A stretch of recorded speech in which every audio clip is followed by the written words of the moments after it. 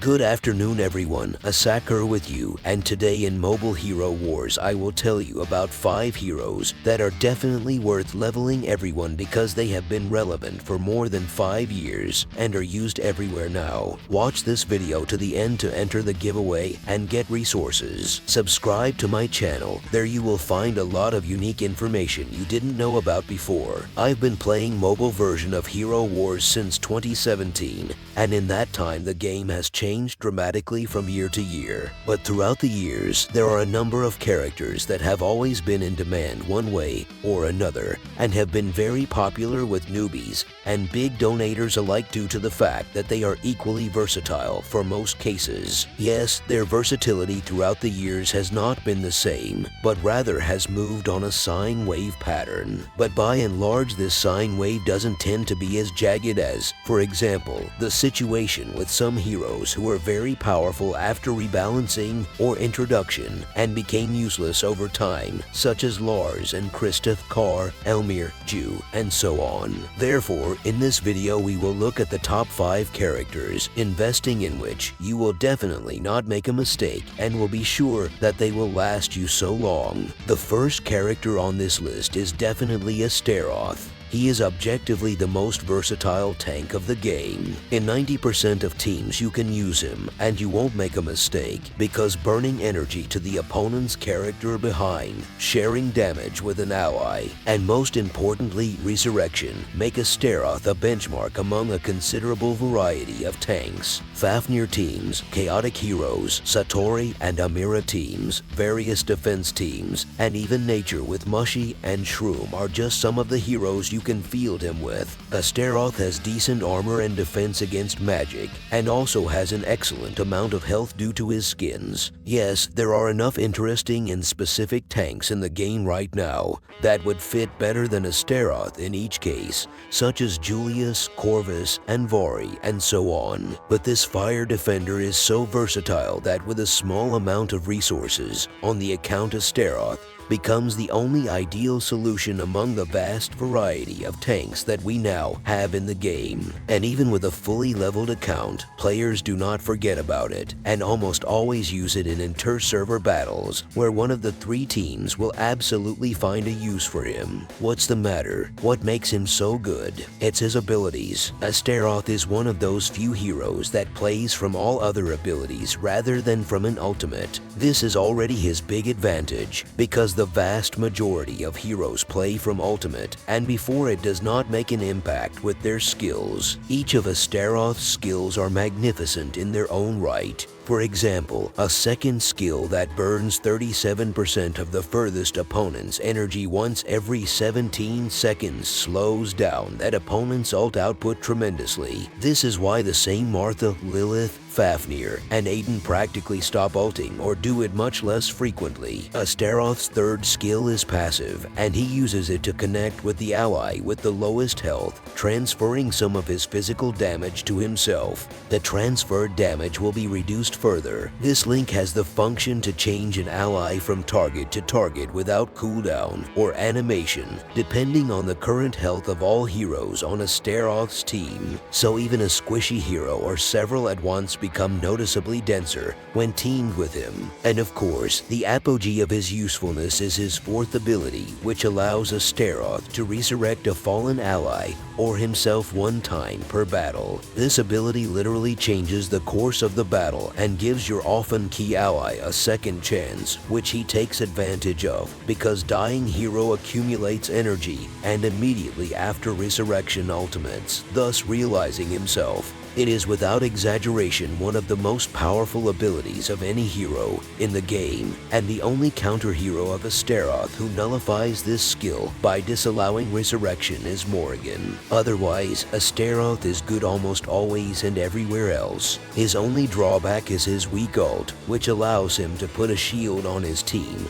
that protects them from physical damage. The shield's health is distributed among all team members, so the shield runs out quickly. But the most important thing about his ult is that it dispenses the effect from the first artifact to armor, which is classic and very important for his role as a tank. It is for these reasons that Astaroth is highly recommended. The next hero who, when introduced to the game in 2017, immediately gained widespread popularity and over time solidified himself as one of the best control heroes is Jorgen. Prohibit all opponents from gaining energy from an ultimate, a shield that speeds up the energy gain of the ally with the least health, as well as temporarily transferring all damage to the last opponent's hero on the team, combined with additional energy stealing from basic attacks. This is the set of the most odious control hero, which noticeably slows down the flow of almost any battle. He has a huge amount of health, so he can take longer to charge than normal characters, but no, thanks to stealing 100 energy from each basic attack, Jorgen gets energy for one hit, as if for 2 hits at once, so he charges faster than many other heroes. Jorgen is very good against those heroes who need to ultimate to start making an impact, but against other heroes he is also very unpleasant,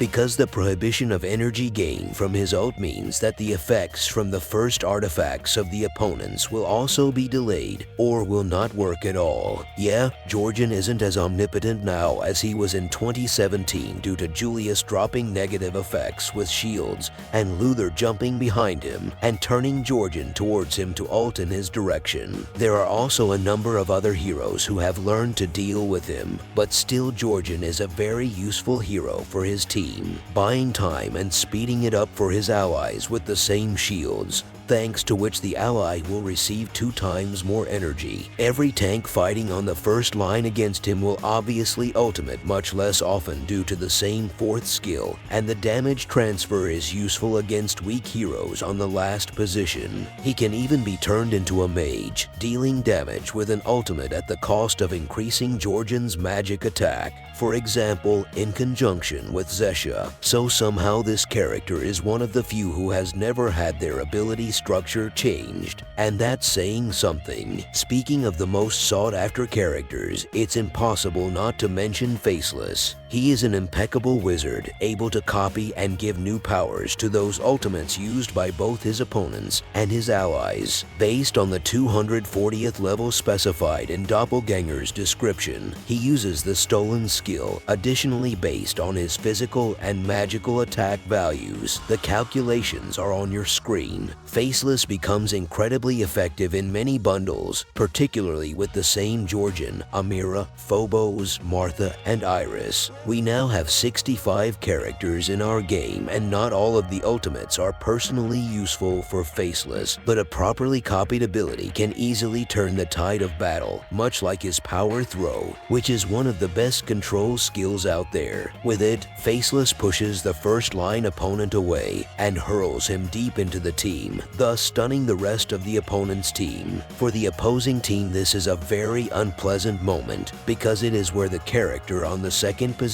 is revealed, which is often more vulnerable than the tank. Plus, if you team up with Faceless with other heroes with repulsion or control, the value of his throw increases, and he simply prevents enemies from using his skills and can even knock out the ultimates of several opponents at once. At least 2 of his skills look really overwhelming, and they are head-scratching enough to say that this is one of the most versatile magic penetrators in the game. Unfortunately, Faceless' 3rd skill, which strikes 3 opponents, dealing damage and reducing their physical attack for 4 seconds, and his 4th skill, which passively increases his team's magical defense, are not as good, but that only emphasizes the power of his ult and 2nd skill. And except for Faceless low armor stock and the presence of physical attack in glyphs, he has no other disadvantages, so he is definitely recommended for leveling. Nebula is a unique support hero that is equally necessary for mages and physic heroes alike. She has great positioning among all heroes on the battlefield, so a huge number of damage dealers will highly appreciate her effect from her 4th skill, which will alternately add a colossal amount of magic or physical damage to their next basic attacks. It is important to note that this positive effect not only increases the damage to nearby allies,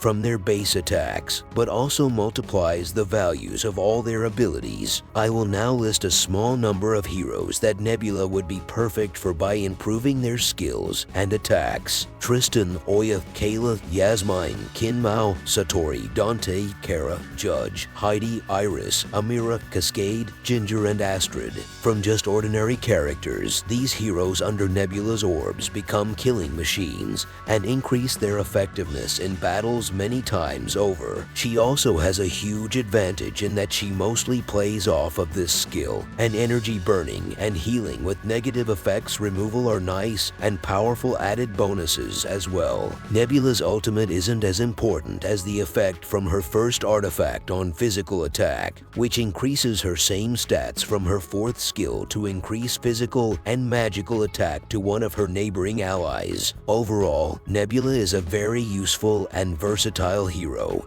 that most physic, magic, and support heroes will be happy with. Of the downsides, she has a vulnerability to Amira and is incapable of deleting gold, but that's nothing compared to her abilities she gives to the team. And the last character in this video is Martha, one of the most sought after healers for many teams. Massive ultrasonic acceleration from Ultimate, a proprietary longevity secret of fully restoring one's health for a few basic attacks in a matter of seconds, and a nationwide tea party for allies in need of healing, making Grandma a favorite among most heroes. And to the one who has suffered the most in battle, she will gladly prepare an additional potion. Martha is also great because she is very difficult for enemies to kill. It takes a lot of effort to kill her, as she has a huge amount of health as a support hero and is able to hold her own in the back row if need be. Martha's only significant flaw is her base attack speed. She is the lowest of all the heroes in the game, so her output on Ultimate is noticeably slower than most heroes. But in any case, it's a very useful healer. Too bad you can't get her just like that. Here are the top 5 heroes that have remained relevant for more than 5 years, and their relevance is still as high right now. I think many of you already have these heroes, but I hope that some of the viewers I have revealed the opinion about these heroes from a new side, and if this video was useful, I suggest you familiarize yourself with other videos on my channel. Meanwhile, for the 5 of you, I'll help you get more. Participate in the giveaway right now, the point of which is to simply leave a comment below this video